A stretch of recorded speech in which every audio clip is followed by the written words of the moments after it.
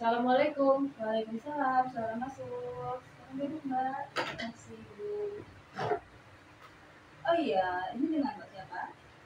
Saya Mutiara Bu. Mutiara ya. Pertama gimana kabarnya Mbak Mutiara hari ini? Alhamdulillah baik. Alhamdulillah ya. Ya kenalkan lebih dahulu nama saya Tari. Mbak Muti bisa panggil Kak Tari, Bu Tari. Seenaknya Mbak Muti ya. Mbak Muti kesini sebenarnya ada keperluan apa ya? Sebenarnya saya kesini ingin mencari solusi tentang masalah yang saya alami.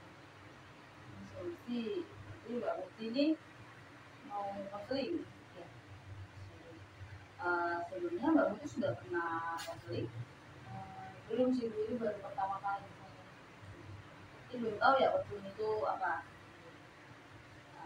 Menurut Mbak Muti konseling itu sendiri apa sih? Sepengetahuan Mbak Muti sehingga Mbak Muti bisa datang kemari. Menurut saya dari sepengetahuan saya sih kayak pemberian bantuan gitu sih.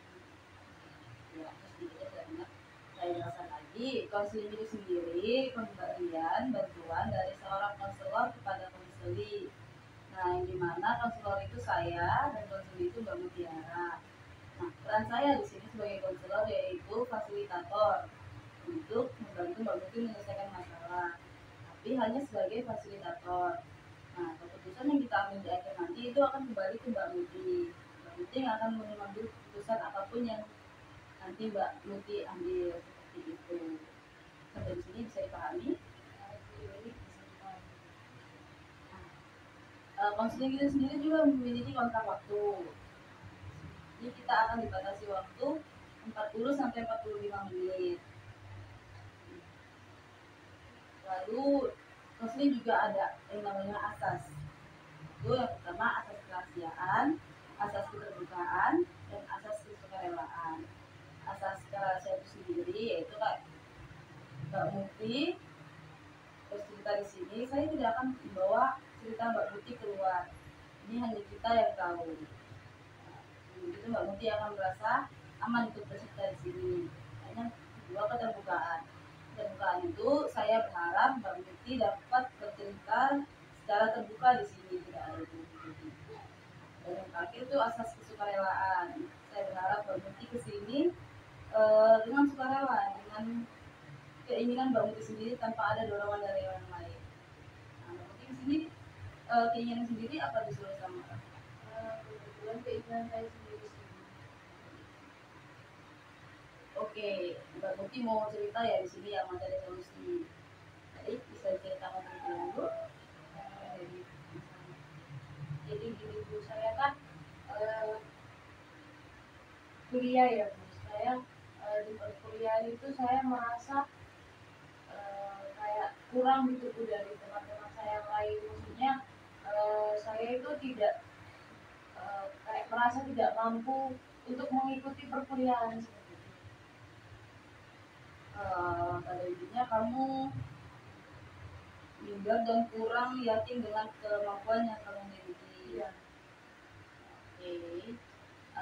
Sebelumnya itu sekarang Mbak Muti di semester berapa? Saat ini saya semester 5. Semester 5 ya. Kamu merasakan hal ini tuh dari apa ya? Apa dari semester 1 sudah merasa seperti itu apa baru-baru ini saja? Sebenarnya dari semester 1 cuman kayak semakin bertambah semester itu semakin menurut saya merasa semakin kayak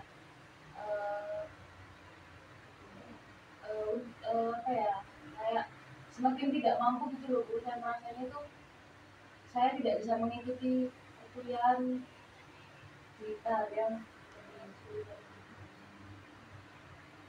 berarti sudah dari semester 1 ya, cuman sekarang lagi parah-parahnya itu yang dirasakan. Sebelumnya apa yang membuat Mbak Muti itu berpikir kalau Mbak Muti itu kurang dari teman-temannya? Kan kayak misalkan saya kan tidak seberapa dekat dengan teman-teman saya di kelas ya Bu. Saya tuh lebih dekat, ya ada dekat sih Bu, cuman kan ke beberapa anak doang yang kayak saya menganggap itu akrab dengan saya. Terus kayak ketika misalkan ada tugas nih, apalagi itu tugasnya tuh individu, saya tuh suka ngerasa bingung sendiri gitu Bu. Kayak misalkan saya mau tanya nih ke teman, nah saya itu cuma beraninya tanya ke teman-teman yang udah akrab sama saya, sedangkan kalau mereka juga nggak paham atau mereka lagi ada halangan untuk datang ke perkuliahan kan saya juga bingung. Saya tanya ke siapa, terus saya misalkan pun saya tanya ke teman-teman yang lain juga, saya tuh takutnya nggak direspon sama mereka seperti itu. Berarti Mbak Muti,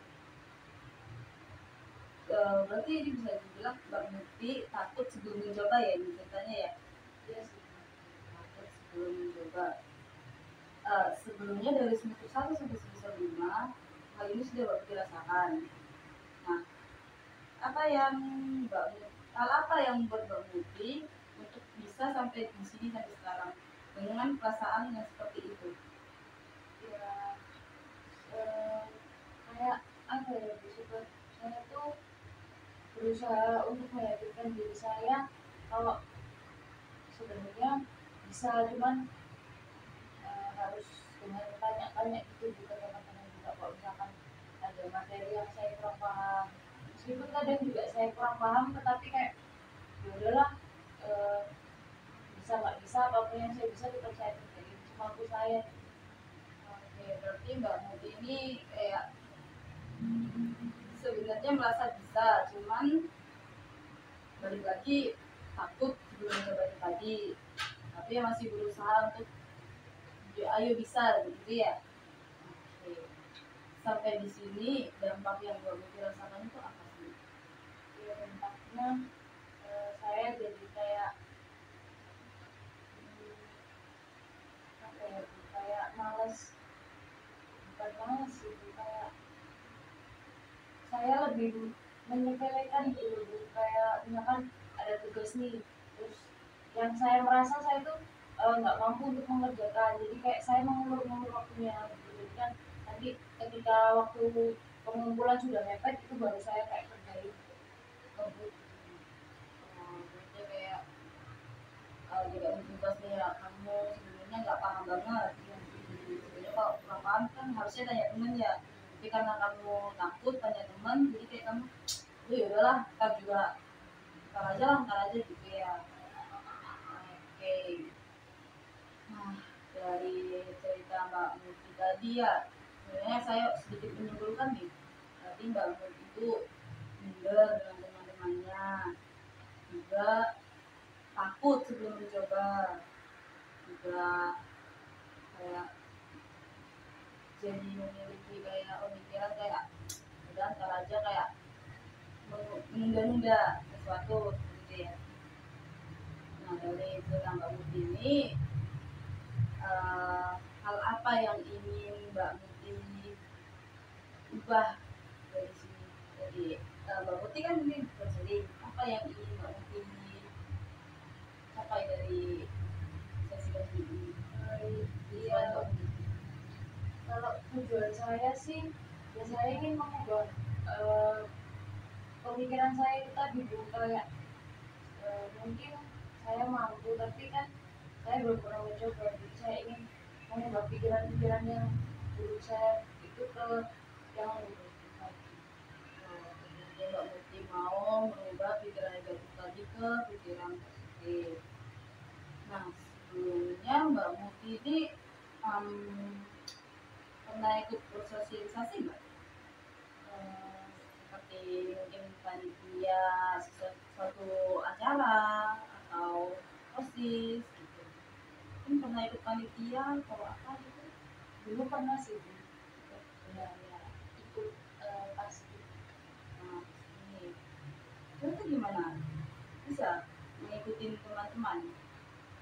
Ya kalau dulu sih bisa, karena kan kita bergu ya Bu, jadi banyak, jadi kayak ketika saya memilih kayak suatu perkumpulan itu saya merasa percaya diri aja, karena kan di sekeliling saya juga orang-orangnya percaya diri, jadi saya ikut percaya diri aja. Nah, dari masalah ini ya, saya mungkin bisa membantu dengan satu teknik, yaitu teknik cognitive restructuring. Sebenarnya Mbak Muti pernah dengar teknik ini belum? Ya, sebelumnya belum pernah dengar sih. Teknik cognitive restructuring itu sendiri itu pengubahan pemikiran negatif ke positif. Jadi contohnya itu seperti kayak tadi Mbak Muti takut sebelum mencoba. Mbak Muti sudah berpikiran kemana-mana, nanti temanku mau bantu nggak ya? Nanti temanku mikir apa ya kalau aku minta bantuan sendiri ya? Nah, kita mengubah itu kayak udah sih aku minta tolong, aku minta tolong dulu aja, ntar hasilnya ya tergantung teman aku deh. Nanti bisa mengubah seperti itu contohnya. Nah, dari cerita Mbak Muti ya, Mbak Muti kan pernah ikut paskib. Mbak Muti percaya diri karena teman-teman Mbak Muti percaya diri. Ini Mbak Muti ikutan gitu ya. Nah, sebenarnya Mbak Muti ini bisa menerapkan juga di perkuliahan ini, karena Mbak Muti tuh Mbak Muti merasa bisa kan sebenarnya untuk mengerjakan, tapi hanya sedikit, tapi hanya butuh sedikit bantuan. Saya harap Mbak Muti tuh bisa mengubah pikiran tadi seperti